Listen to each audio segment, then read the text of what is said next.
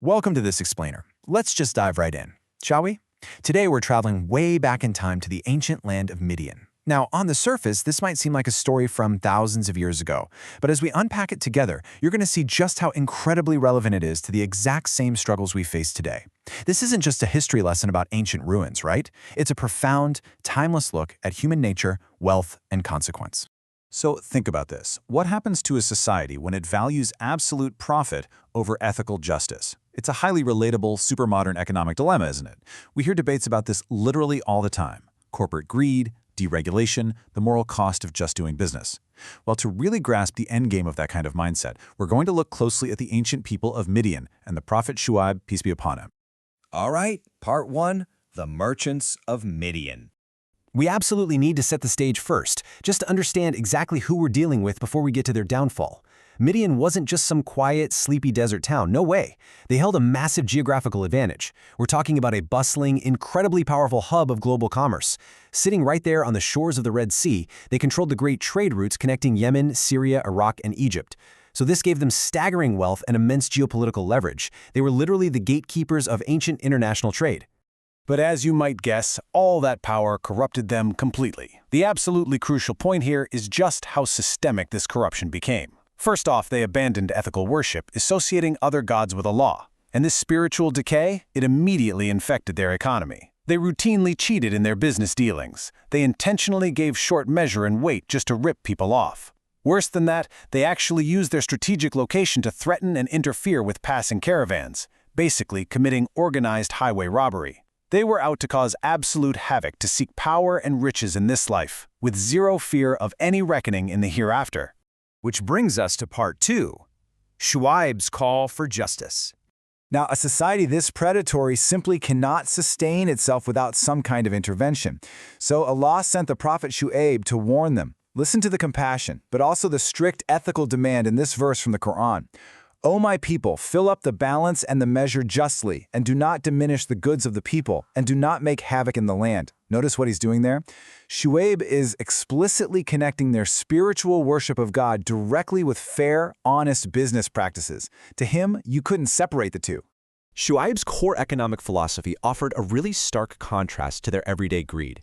He taught them that a small amount of wealth that actually brings true contentment is infinitely better than some massive abundance obtained through trickery and shortening the measure. He was desperately trying to loosen their obsession with worldly increase, warning them that the ultimate result of corrupt wealth is always going to be destruction and ruin. You know, what makes this even more compelling is who Shuayb actually was. He wasn't some impoverished outsider yelling at the rich elites out of jealousy, not at all. The source texts tell us Allah had made Shuayb wealthy himself, providing him with a very wholesome, lawful provision. He was acting purely as a merciful father and a wise teacher to them. He didn't forbid them from anything he indulged in himself. His advice was completely sincere and pure. His entirely unselfish motive is captured perfectly in this one profound statement. I only desire to set things right as far as I can. That's it.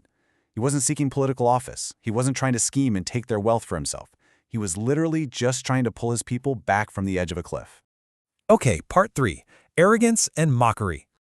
Sadly, all that sincere care was met with an absolute brick wall. Because how do powerful elites typically respond when their unethical wealth is threatened by morality?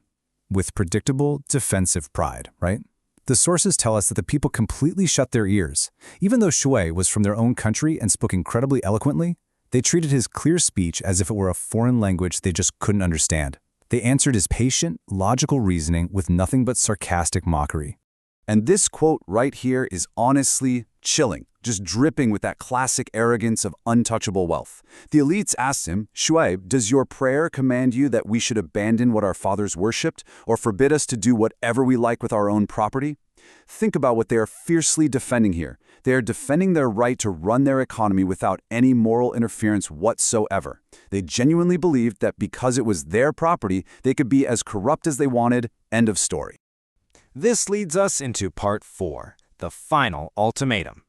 When a society becomes that deeply attached to its greed, verbal mockery almost inevitably escalates into physical violence. The Midianites started using Shuayb's perceived physical weakness as an excuse to threaten his life. They openly told him, if it had not been for your tribe, we would have stoned you. They preyed on what they saw as his isolation. They were basically saying the only reason they hadn't murdered him yet was just to avoid a fight with his kinsfolk. They had absolutely zero respect for the Almighty, only for raw tribal power dynamics. Let's just summarize how incredibly aggressive this council became. First, they completely dismissed his authority. Then, they threatened him with death by stoning. And finally, they issued a brutal ultimatum. They would forcefully drive Shuayb and all the believers out of their city into exile, unless they submitted and returned to the corrupt religion of idol worship and economic cheating. Look at how rapidly this whole situation escalates. First, you have years of Shuayb making the call to ethical trade. Then, as his message gains clarity, it turns into months of sarcastic mockery from the elites. That quickly boils over into just days of physical threats, the threat of exile, and stoning. And what happens next? It all culminates in a single moment of divine retribution. By ignoring every single warning, this society rapidly hurtled toward its own destruction. Which brings us to the climax in Part 5, the divine punishment. The arguments were over. The warnings had been completely ignored. The ultimatum was laid down by the elites. But Allah had the final word. Just listen to the devastating finality of this consequence. Morning found them prostrate in their dwellings. Those who cried lies to Shuayb, it was as if they had never lived there. A sudden, massive earthquake seized the city. In the absolute blink of an eye, that bustling trade hub, the arrogant elites, the corrupt merchants, the whole shebang was wiped completely off the map. All their towering wealth, it meant absolutely nothing. Their total geographic dominance of the Red Sea trade routes meant nothing. When the divine consequence actually arrived, the very people who thought their money made them untouchable were brought completely to the ground, leaving behind literally nothing but ruins. And the narrative concludes with Shuayb fulfilling his trust.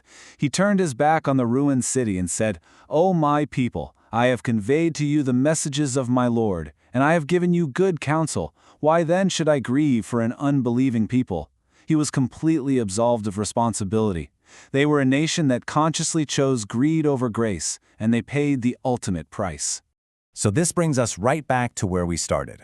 Our modern society is making the exact same fatal mistake by separating economic ambition from ethical responsibility. The story of Midian isn't just an ancient history lesson, it's a mirror for us. When we convince ourselves that we can do whatever we want with our property, totally regardless of the harm it causes to others, we are walking the exact same path as the merchants of Midian. Something to really think about as you look at the world around you today. Thank you so much for joining me for this explainer. I encourage you to keep questioning, keep learning, and keep seeking the truth.